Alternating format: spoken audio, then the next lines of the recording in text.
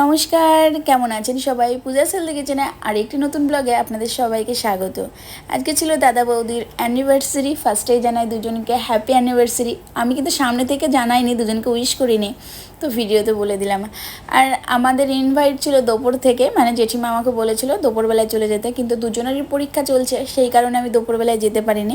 এখন রাত্রিবেলায় যাচ্ছি। আর এদিকে সানা কি খুশি, মানে অনেক দিন পর ওদেরকে নিয়ে ঘুরতে যাচ্ছি। ঘুরতে বলতে একটু বাইরে বেরোলাম, সেই কারণে ও তো ভীষণই খুশি।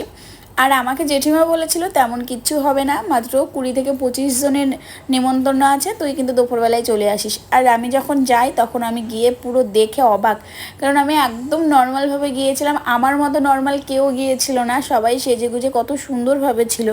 তারপরে আমি যখন গেটে দেখলাম এত সুন্দর করে সাজানো, ভিতরে যখন দেখি সব দিকে বেলুন দিয়ে এত সুন্দর করে সাজানো আছে, দেখে তো আমি পুরোই অবাক। তারপর দেখলাম বৌদি ভাই কত সুন্দর করে সেজেছে, আর তার বান্ধবীরাও কিন্তু অনেক সুন্দর করে সেজে এসেছে। আমি আজকে আর শাড়ি পরিনি, চুড়িদার পরে এসেছিলাম।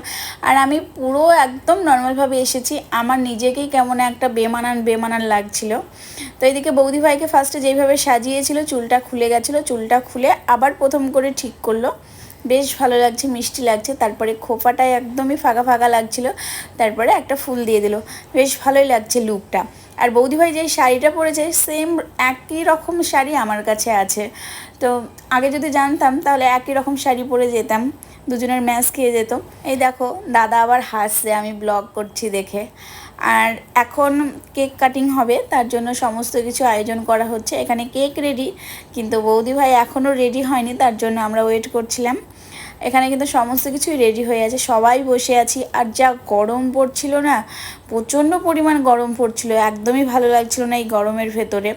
আর আমরা গিয়েছিলাম 7টা-8টার দিকে, ক্যামেরাম্যানকে দেখো কিভাবে ঘেমে স্নান হয়ে গেছে। তারপরে বৌদি আসলো, আসলে এত প্রচণ্ড গরম পড়ছে, মানে যেইভাবে সেজেছিল ঘামে পুরো নষ্ট হয়ে যাচ্ছিলো, তার জন্য ঠিক করতে গিয়ে একটু সময় লেগে গেল। তারপরে ফার্স্টে কিছু ছবি তুলে নেওয়া হয়, গ্রুপ ফটো, তারপরে সিঙ্গেল ফটো, সব রকমের ছবি টবি তোলা হয়। এখন হবে মালা বদল। আর এদিকে বৌদি বলছে ঘেমে পুরো স্নান হয়ে গেছি। আর আমিও এখানে বসে আছি শুধুমাত্র ভিডিওটা করার জন্য, কারণ এত গরম পড়ছে, এই গরমের মধ্যে ওখানে বসে থাকতে না খুবই বিরক্ত লাগছিল, একদমই ভালো লাগছিল না। তা এখন হচ্ছে মালা বদল।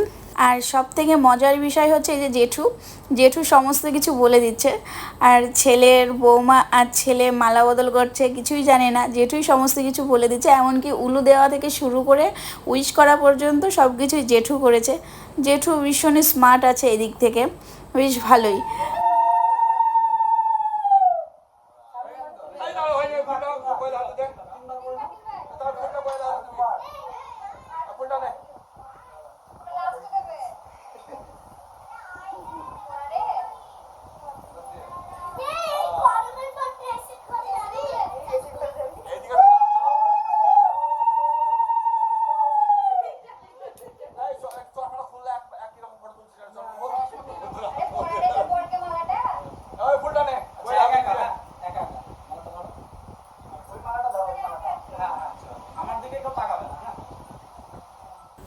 মালা বদলের পর দাদাকে বৌদি একটা গোলাপ দিল, আর একটা ফুলের তোড়া ছিল।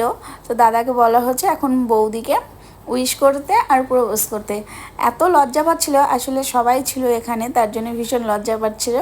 আর দাদার আর বৌদির যেই বন্ধু বান্ধবীরা ছিল তারা সবাই বলছিল হবে না, যেইভাবে সিনেমাতে কিংবা কোনো ভিডিওতে দেখায় উইশ করতে বা প্রপোজ করতে, সেই রকমভাবেই প্রপোজ করতে হবে। তো দাদা পারছিল না, এদিকে বৌদি ভাইয়ের একটা বান্ধবী শিখিয়ে দিল যে এইভাবে তোমরা প্রপোজ করো, আর এরকমভাবে কিছু ছবি তুলো। আর দাদা তো ভীষণই হাসছিল, কারণ সবাই ছিল এখানে সেই কারণে।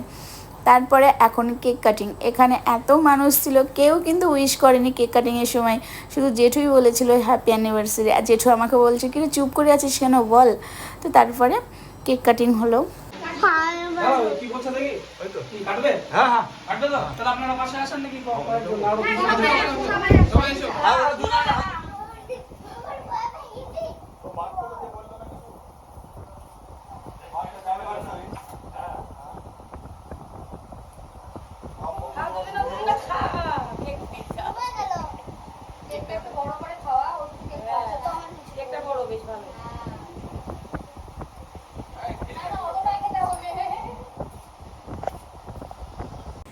কেক কাটার পর সবাইকে কেকটা খাইয়ে দেওয়া হলো, আর কেকটা না দারুণ টেস্টি ছিল, বেশ ভালো লাগছিল।